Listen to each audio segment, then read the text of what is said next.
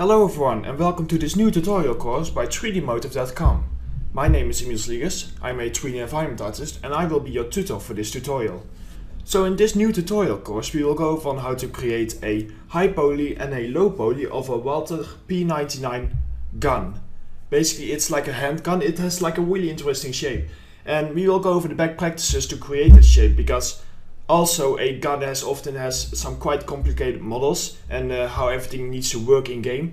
So we will go over different techniques like how to use spline modeling, how to use box modeling, the best way and most accurate way to do all the modeling. And we will be creating first our high poly model. So we will first create like a base. We will then add our supporting loops to create the high poly.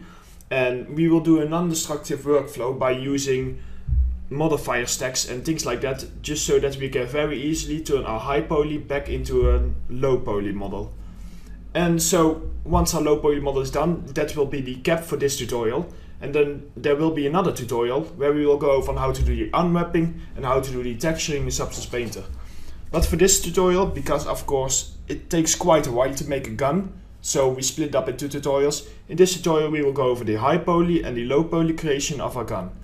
So I hope you will enjoy this tutorial. I hope you will learn something from it. My name is Emil Sliegers and thanks for watching 3Dmotive.com.